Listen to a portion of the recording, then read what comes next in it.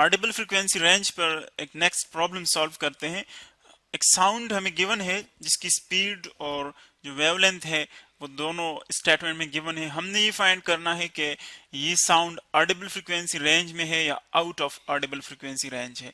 यानी Audible frequency range जो कि हम पढ़ चुके हैं, जिसकी लोअर लिमिट ह्यूमन ईयर के लिए, नॉर्मल ह्यूमन ईयर के लिए उसकी लोअर लिमिट है 20 हर्ट्स और अपर लिमिट अगर आप देखें सो वो है 20,000 हर्ट्स।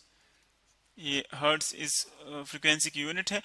तो अगर साउंड की फ्रीक्वेंसी इस रेंज में आ रही हो, 20 से ग्रेटर हो, 20,000 से स्मॉलर हो, सो वो ऑडिबल फ्रीक्वेंसी रेंज में होगी। और अगर इससे स्मॉलर हो या इससे लार्जर हो, सो फिर हम कहेंगे कि वो out of Audible frequency range है वो फ्रीक्वेंसी। सो यहाँ पर हम प्रॉब्लम को सॉल्व करेंगे और फिर इसके साथ उसको हम मैच करेंगे कि वो इस रेंज में आ रही है फ्रीक्वेंसी के नहीं। देखिए statement, at a particular temperature the speed of sound in air is 330 meters per second. Speed of sound जो है वो हमें गिवन है, वो है 330 मीटर्स पर सेकंड, यानी एक सेकंड में ये जो वेव्स हैं 330 मीटर्स जो है डिस्प्लेसमेंट कवर कर रहे हैं या डिस्टेंस कवर कर रहे हैं। If the wavelength of a note is 5 centimetre, इस जो नोट है यानी साउंड की, ये एक्चुअली हमारे पास एक स्मॉल ड्यूरेशन होता है साउंड का। जो साउंड का स्मॉल ड्यूरेशन है उसको हम क्या कहते हैं, उसको हम नोट कहते हैं। या पर्टिकुलरली कभी कभी हम इसको पिच से भी रिलेट कर लेते हैं, जो पर्टिकुलर पिचेस होते हैं। सो वेवलेंथ गिवन है इस साउंड का और वो है 5 centimetre. Calculate the frequency of the sound wave, हमने इसकी फ्रीक्वेंसी कैलकुलेट करनी है। और फिर नेक्स्ट क्वेश्चन ये है, does this frequency lie in the Audible range, हमने ये देखना है कि ये ऑडिबल फ्रीक्वेंसी रेंज में है ये फ्रीक्वेंसी या नहीं। सो अगर आप डेटा को देखें, वही स्पीड ऑफ साउंड का जो मैथमेटिकल एक्सप्रेशन हम यूज करते आ रहे हैं उसी की मदद से हम इसको सॉल्व करेंगे। सो फर्स्ट डेटा देखें, speed of sound waves in air एक खास टेम्परेचर पर वो हमें गिवन है 330 मीटर्स पर सेकंड। ये साउंड वेव्स की स्पीड है किसी खास टेम्परेचर पर। और जो वेवलेंथ है, वेवलेंथ देके सेंटीमीटर्स में गिवन है इन वेव्स का। साउंड वेव्स है अगर, सो हम कहते हैं कि वेवलेंथ क्या है। एक्चुअली अगर आप दो कंप्रेशंस लेते हैं साउंड वेव्स में, सो दो कंसेक्यूटिव कंप्रेशंस या फिर दो कंसेक्यूटिव इलोंगेशंस, इनके दरमियान जो डिस्टेंस होता है उसको हम कहते हैं वेवलेंथ। ये फॉर एग्जांपल दो कंप्रेशंस है तो इनके दरमियान जो डिस्टेंस होगा इसको हम वेवलेंथ कहेंगे। और इसका सिंबल है लैम्डा, जो कि यहाँ पर हम यू शो कर रहे हैं। लैम्डा हमें गिवन है 5 सेंटीमीटर्स, जो वेवलेंथ है वो 5 सेंटीमीटर से। अब देखें सेंटीमीटर्स को हमने कन्वर्ट करना है मीटर्स में, क्योंकि हम यहाँ पर इंटरनेशनल सिस्टम की यूनिट्स यूज कर रहे हैं। सो जिस तरह के हम पहले डिस्कस कर चुके हैं, 1 मीटर हमारे पास इक्वल होता है, यानी इसको अगर हम 100 इक्वल पार्ट्स में डिवाइड कर लें तो फिर उस एक पार्ट को हम सेंटीमीटर कहते हैं। यानी अगर आप इस मीटर को 100 पे डिवाइड कर लें, 100 इक्वल हिस्सों में इसको डिवाइड कर ले, सो वो एक हिस्सा जो होगा वो हमारे पास 1 सेंटीमीटर होगा। यानी अगर हम सेंटीमीटर्स को मीटर में कन्वर्ट करते हैं तो फिर इसी रूल के मुताबिक हम क्या करते हैं, इसको 100 पे डिवाइड करते हैं।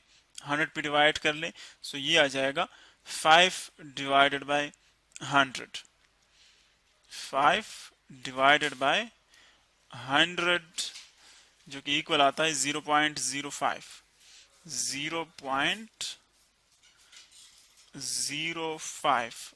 अब ये हमारे पास आ गया मीटर्स में। ये इंटरनेशनल सिस्टम की जो हमारे पास यूनिट है मीटर, उसमें आ गया लैम्डा। हमने फाइंड आउट करना है फ्रीक्वेंसी, इस साउंड की फ्रीक्वेंसी क्या है।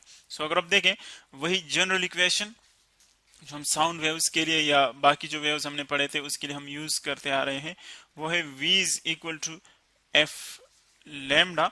अब इसमें अगर आप देखें f हमने कैलकुलेट करना है, लैम्डा और v जो है वो गिवन है, तो हम जस्ट इन दोनों की जो वैल्यूज है वो इंसर्ट करेंगे, लैम्डा और v की, और हमारे पास वैल्यू ऑफ फ्रीक्वेंसी आ जाएगी।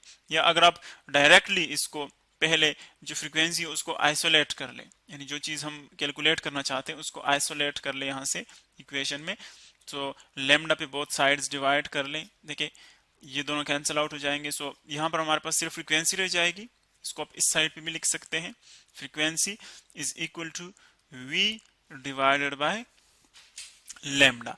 सो v की जो वैल्यू है, v speed of sound waves, वो गिवन है 330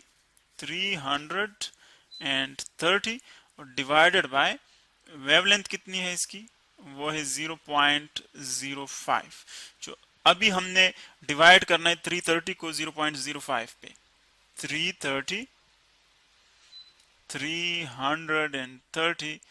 डिवाइडेड बाय 0.05, ये आ जाएगा 6600, ये इसकी फ्रीक्वेंसी आ जाएगी। सो यहाँ पर अगर आप देखें फ्रीक्वेंसी हमारे पास आ गई, इसको नीचे हम ड्रैग कर लेते हैं, फ्रीक्वेंसी हमारे पास आ गई इस नोट की 6600 हर्ट्स। और अगर आप इसको साइंटिफिक नोटेशन में लिखना चाहे, सो देखिए पॉइंट यहाँ पर लास्ट में है, पॉइंट आपको नजर नहीं आ रहा है तो इसका मतलब है कि ये लास्ट में है। सो इसको हम वन नॉन जीरो डिजिट के बाद लगाते हैं। सो देखिए पॉइंट को ले जाएं आप, ये 1 डिजिट आपने क्रॉस किया, ये 2 और ये 3, पॉइंट आ जाएगा 6 के बाद। सो हम इसको यूं लिख सकते हैं, पॉइंट 6 के बाद आ जाएगा तो ये बन जाएगा 6.6 इंटू जितने डिजिट्स आपने इसको ड्रैग किया उतना उसका 10 पावर आ जाएगा, 10 पावर। सो 10 पावर, कितने डिजिट्स हमने क्रॉस किए, 1 2 एंड 3,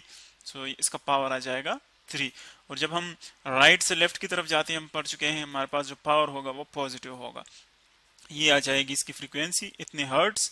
तो अब अगर आप देखें इस फ्रीक्वेंसी को आप कंपेयर कर ले ऊपर ऑडिबल फ्रीक्वेंसी रेंज के साथ, क्या ये इस रेंज में आ रही है ये फ्रीक्वेंसी, अगर आ रही है तो इसका मतलब है कि ऑडिबल फ्रीक्वेंसी रेंज में है, और अगर इस रेंज में नहीं आ रही तो इसका मतलब है कि ऑडिबल फ्रीक्वेंसी रेंज में नहीं है। सो देखिए 20 हर्ट्ज से लेकर 20,000 हर्ट्ज तक ये ऑडिबल फ्रीक्वेंसी रेंज है। तो अगर आप देखें 6600 वो भी इसी रेंज में आ रही है, वो 20 से ग्रेटर है और 20,000 से स्मॉलर है, तो इसका मतलब ये है कि इसी रेंज के दरमियान, इसी रेंज में ये आ रही है फ्रीक्वेंसी। तो इसका मतलब ये है कि जो फ्रीक्वेंसी हमने कैलकुलेट की है इस नोट के लिए वो किस रेंज में आ रही है, ऑडिबल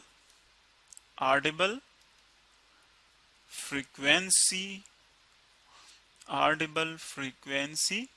रेंज, वो इसमें आ रही है। और अगर इस रेंज में कोई फ्रीक्वेंसी नहीं आ रही तो इसका मतलब है कि वो out of Audible frequency range है।